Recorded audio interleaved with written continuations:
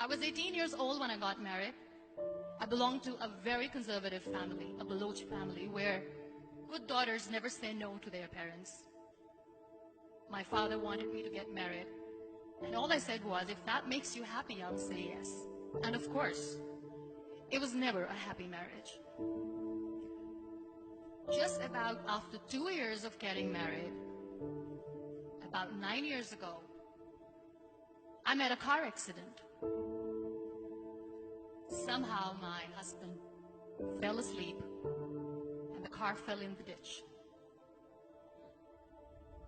He managed to jump out, saved himself. I'm happy for him. But I stayed inside the car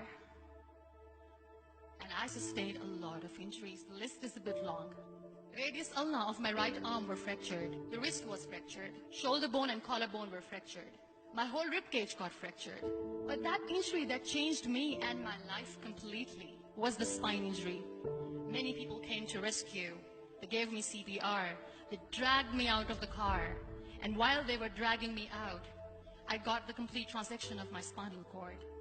Those 2.5 months in the hospital were dreadful. I was at the verge of despair. One day, doctor came to me and he said, well, I heard that you wanted to be an artist, but you ended up being a housewife. I have a bad news for you. You won't be able to paint again. Next day, doctor came to me and said, your spine injury is so bad, you won't be able to walk again.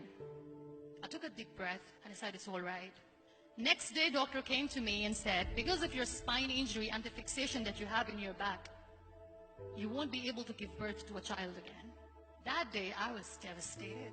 I started to question my existence. Why am I even alive?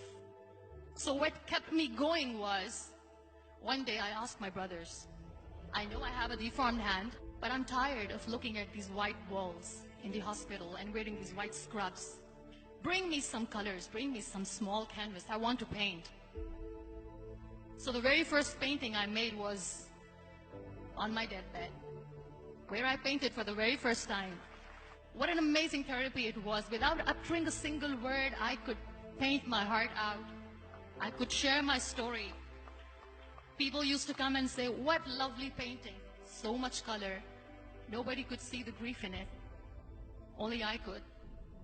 And that day I decided that I'm going to live life for myself. I am not going to be that perfect person for someone. I am just going to take this moment and I will make it perfect for myself. That I'm going to fight my fears. So I wrote down one by one all those fears. And I decided that I'm going to overcome these fears one at a time. You know what was my biggest fear? Divorce.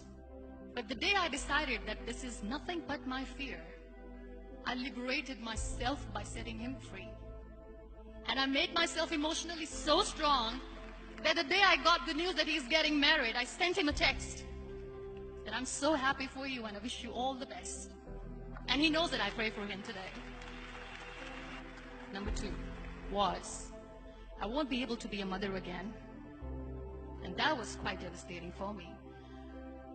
But then I realized there are so many children in the world, all they want is acceptance. So there is no point of crying, just go and adopt one. And that's what I did.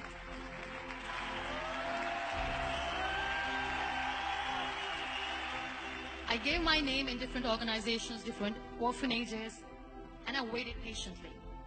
2 years later, I got this call from a very small city in Pakistan.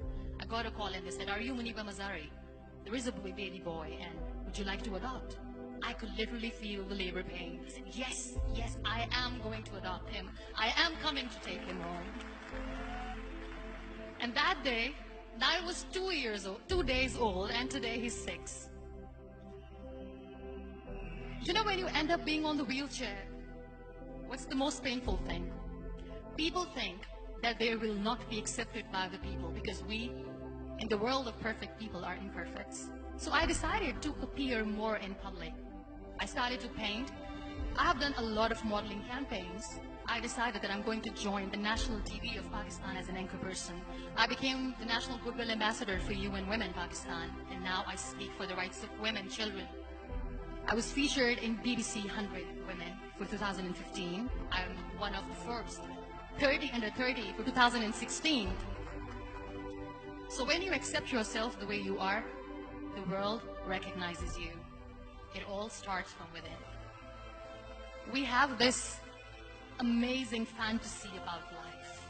This is how things should work. This is my plan. It should go as per my plan. If that doesn't happen, we give up. I never wanted to be on the wheelchair. Never thought of being on the wheelchair. This life is a test and a trial, and tests are never supposed to be easy. So when you're expecting ease from life, and life gives you lemons, then you make the lemonade, and then do not blame life for that. It is okay to be scared. It is okay to cry. Everything is okay, but giving up should not be an option. They always say that failure is not an option. Failure should be an option, because when you fail, you get up, and then you fail, and then you get up, and that keeps you going. Embrace each and every breath that you are taking. Celebrate your life. Live it. Don't die before your death. Real happiness lies in gratitude. So be grateful, be alive, and live every moment.